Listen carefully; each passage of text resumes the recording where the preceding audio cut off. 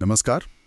आज हम एक ऐसे ऑनलाइन फ्रॉड की तह तक जा रहे हैं जिसने कई लोगों को चौंका दिया है। हम्म। इसे डिजिटल अरेस्ट कहा जा रहा है। हम्म। हाँ, और ये डिजिटल अरेस्ट जो टर्म है, ये अपने आप में काफी डरावना लगता है। मतलब घर बैठे ही गिरफ्तारी का डर। बिल्कुल, ये एक ऐसा घोटाला है जहां अपराधी खुद को पुलिस या कोई सरकारी अफसर बताकर पीड़ित को डराते हैं और ऑनलाइन ही गिरफ्तार करने का नाटक करके पैसे ऐंठते हैं। इस खास रिपोर्ट का जो केंद्र है वो वसंत कुंज की एक 62 वर्षीय रिटायर्ड स्कूल टीचर हैं, नीरू जी। अगस्त 2024 में वो इस खतरनाक जाल में फंस गईं। और रकम भी कोई छोटी मोटी नहीं थी। 77 लाख रुपए उन्होंने गंवा दिए। बहुत बड़ी रकम है ये। बहुत बड़ी। तो आज हम यही समझेंगे कि आखिर ये घोटाला काम कैसे करता है, नीरू जी के साथ असल में हुआ क्या और पुलिस ने इस गिरोह का पर्दाफाश कैसे किया। चलिए इस पूरी कहानी को परत दर परत खोलते हैं। सब कुछ शुरू हुआ जब नीरू जी अपनी वो रेगुलर नींद की गोलियां ऑनलाइन ढूंढ रही थी। तभी उन्हें कॉल आता है। अच्छा, सिर्फ दवा ढूंढ रही थी? हाँ, बस दवा।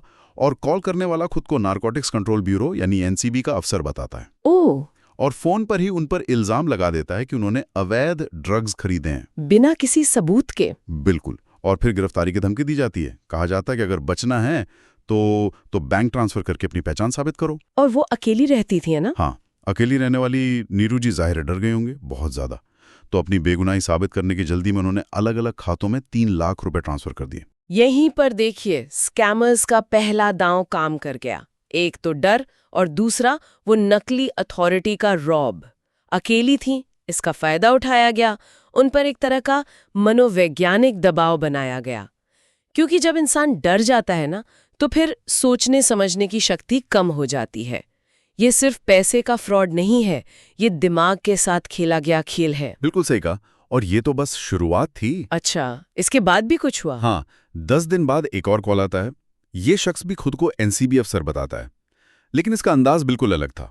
ये अच्छा पुलिस वाला बनकर आता है, मदद का भरोसा दिलाता है। अच्छा, गुड कॉप बैड कॉप वाला चक्कर। हाँ, वही। और यकीन दिलाने के लिए उसने नीरू जी के खाते में 20,000 रुपए वापस भी भेज दिए। अरे वाह, ये तो बड़ा शातिर तरीका है भरोसा जीतने का। पहले डराओ, फिर एक मसीहा बनकर आओ। वो 20,000 रुपए वापस भेजना, वो सिर्फ एक चारा था ताकि वो बड़ा दांव खेल सकें। बिल्कुल। एक बार भरोसा बन गया तो फिर असली खेल शुरू हुआ। इसके बाद उस अच्छे पुलिस वाले ने व्हाट्सएप पर वीडियो कॉल करने को कहा। वीडियो कॉल क्यों? कॉल पर 4 लोग मौजूद थे और उन्होंने नीरू जी को निर्देश दिया कि वो अपना बैंक ऐप खोले और साथ ही फोन की स्क्रीन शेयर करें। ओ नहीं, स्क्रीन शेयरिंग बैंकिंग ऐप के साथ? हाँ, यकीन करना मुश्किल है पर ऐसा हुआ। ये तो सबसे खतरनाक कदम था। स्क्रीन शेयरिंग, खासकर बैंकिंग ऐप की। इसका मतलब तो ये हुआ कि आपने अपने खाते की पूरी चाबी सामने वाले को दे दी। वो आपका बैलेंस, आपकी ओटीपीज, सब कुछ रियल टाइम में देख सकते हैं। और वही हुआ। इसी के चलते उनके खाते से फटाफट कभी 5 लाख रुपए, कभी 10 लाख रुपए करके निकलते गए। उनकी जिंदगी भर की कमाई चली गई। जब नीरू जी को कुछ होश आया, उन्होंने उस अच्छे पुलिस वाले को फोन करने की कोशिश की तो उसका नंबर बंद था। जाहिर है। कुल मिलाकर 77 लाख रुपए का चूना लग चुका था। फिर 24 सितंबर 2024 को उन्होंने दिल्ली पुलिस के स्पेशल सेल की आईएफएसओ यूनिट में शिकायत दर्ज कराई। आईएफएसओ? हाँ, ये दिल्ली पुलिस की साइबर क्राइम और इंटेलिजेंस विंग है। काफी सक्षम है। हाँ, तो एसीपी मनोज कुमार और एसआई करमवीर की टीम ने जांच शुरू की। महीनों तक डिजिटल सुरागों का पीछा किया। बैंक खाते, फोन नंबर्स, लोकेशन, सब कुछ। डिजिटल फुटप्रिंट्स तो होते हैं। और आखिरकार देखिए, 24 जून 2025 को पहला आरोपी अखिलेश मुखर्जी नगर से पकड़ा गया। चलिए, ये अच्छी खबर है। पुलिस ने उन डिजिटल ट्रेल्स का पीछा करके कामयाबी हासिल की। बिल्कुल। इसके बाद हरियाणा के पुनाना और राजस्थान के डीग में छापे पड़े। वहां से अमजद, जो अच्छा पुलिस वाला वहां था। अच्छा, वो पकड़ा गया? हाँ, वो भी। उसका बहनोई शाहिद, दोस्त शकील और एक मुख्य साजिशकर्ता हामिद, जिसने शुरू में बुरा पुलिस वाला बन के धमकाया था, वो भी गिरफ्तार हुए। मतलब पूरा गैंग ही पकड़ में आ गया? हाँ, लगभग।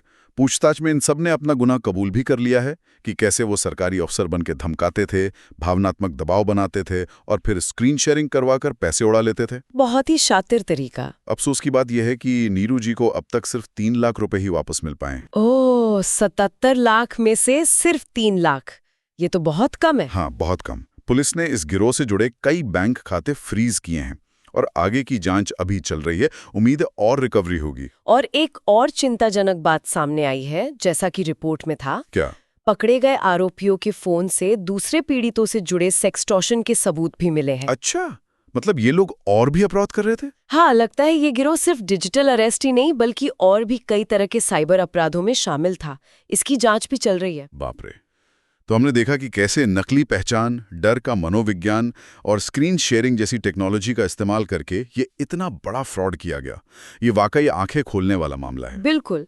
ये घटना हमें ये भी बताती है कि हमारी रोजमर्रा की ऑनलाइन दुनिया कितनी जोखिम भरी हो सकती है, खासकर जब कोई अथॉरिटी या डर का इस्तेमाल करे।